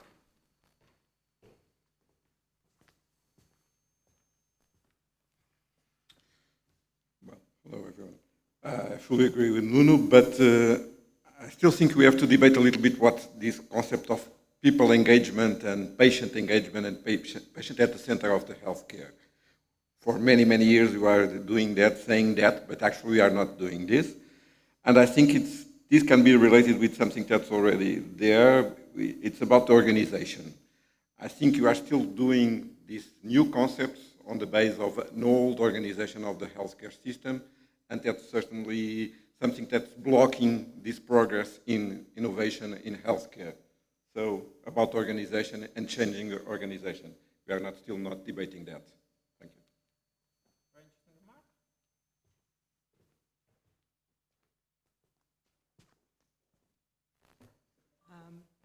Good morning, everyone. My name is Ana Palmeira, and thank you very much to the organization for inviting me to share a global idea on these shared ideas. Very nice tool. I think that this idea about improving the communication between academic and clinical units is a focus and very important, an important strategy that we should improve and that we should work on.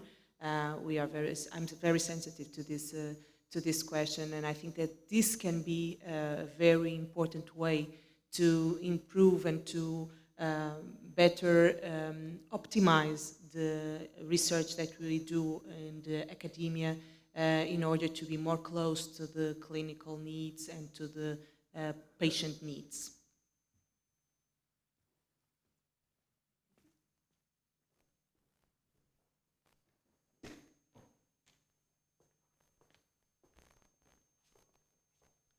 Well, thank you for the opportunity. I believe that looking at this, we see several ideas that converge into what I refer as a change in the way patients could interact with doctors and other health carers. I believe that on one hand, the pandemic has shown that new ways of communication allow for a closer communication also. Normally, we're used to go to the hospital or see the doctor once several months. We can change that. That would be an improvement by a kind of regular contact through internet and things like that. Several ideas here, I believe, converge to that. Thank you. Ideally also from treating diseases to extending life. That would be very interesting. Hi, good morning. Thank you for the opportunity. I also agree there's a lot of great ideas here, namely the engagement of patients and the development of solutions for the patients. We also talk about the organizations, but I think for me, in my opinion, the critical issue is the communication between the different stakeholders. We are talking about the public sector, we are talking about the private sector, and within the public sector, not only hospitals, healthcare systems, but also academia. And I think what is missing is really the connection and how the business model between these three big stakeholders will be developing to leverage all the solutions that are already in the market.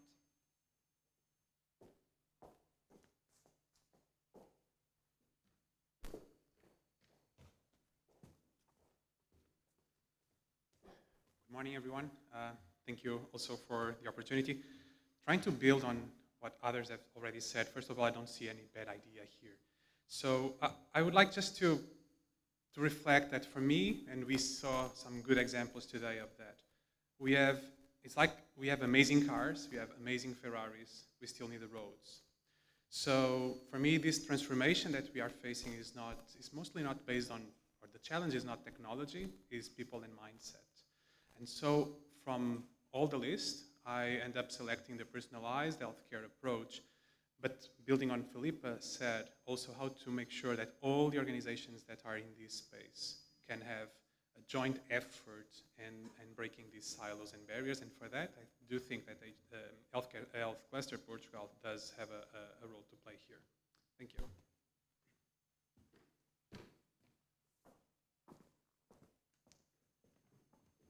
Morning. Thank you for having me. Well, we have developed ideas. Now we have to curate them, rank them, integrate them, making sure they're implemented, and then in the end to collect some results. We will do this by the very same way we have developed the ideas, which is through collaboration and through multidisciplinarity. We do it inside hospitals. We do it quite often with exercises like this.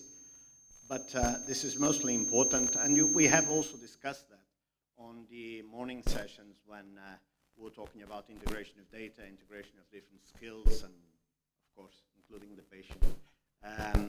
It's all about multidisciplinarity and bringing these tools to a joint dialogue. We don't want physicians to know about the solutions and the gadgets. In the end, when everything is developed, we want them from the beginning thinking of the data that should be collected, why it should be collected, if it can be collected, and then helping us to devise the proper tools for those purposes. And I chose physicians as an example. Same for pharma companies, same for payers, insurance, same for managers, everyone else, so that everyone is comfortable and on board and not resisting the efforts of implementing this sort of transformation. Thank you.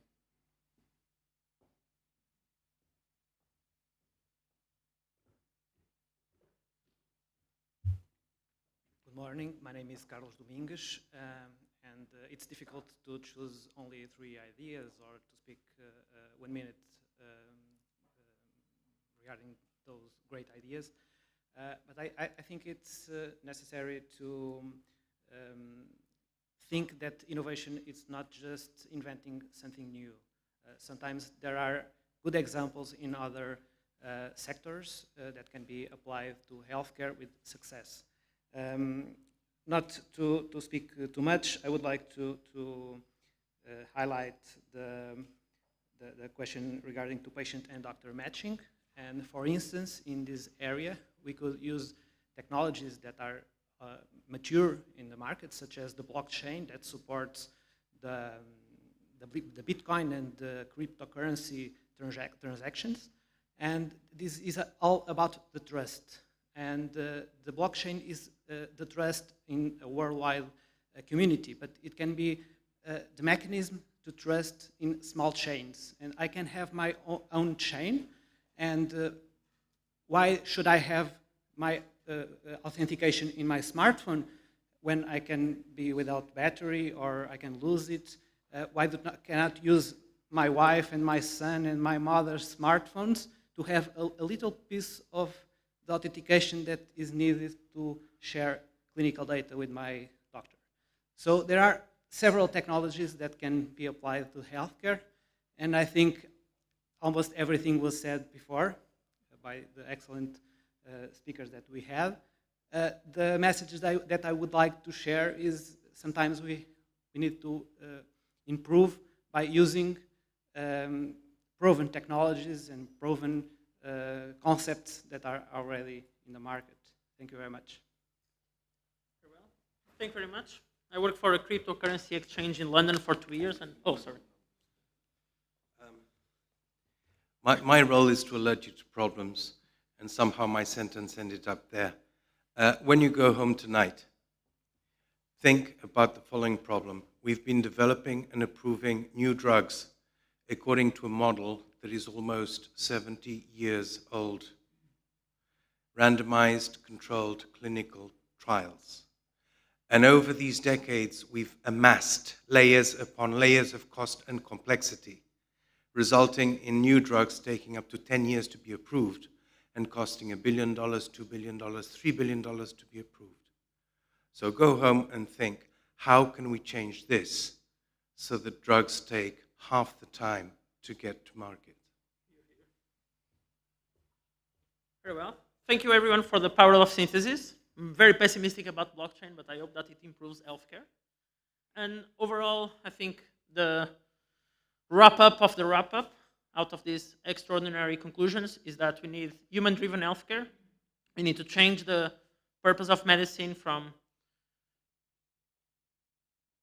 the word is not preventive, but from palliative to preventive.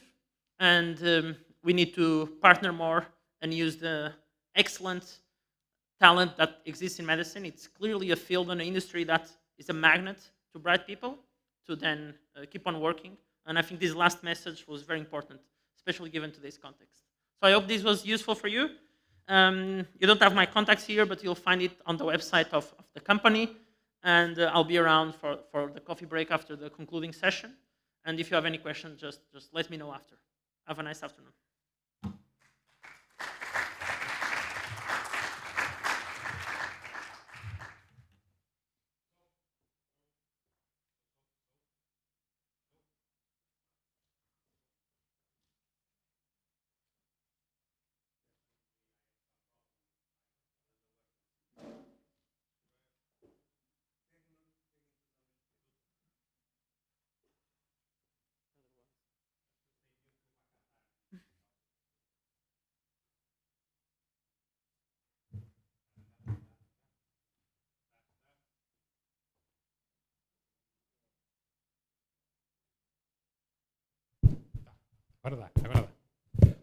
Okay, so we are ending, and we'd like to thank very much the speakers. We'd like to thank very much the experts in this final exercise. I think that the take-home message is something like more and more in health, we have the raw material, we have the know-how, we have the technology.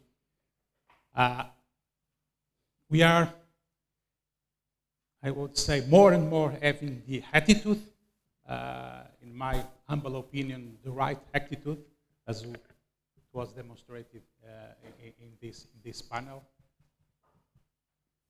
What lasts is to do it. So we have to turn this in products, we have to turn this in services, we have to turn this in the benefit of the patient. And this calls innovation. Okay? Thank you very much. We hope to see you again very soon. Bye-bye.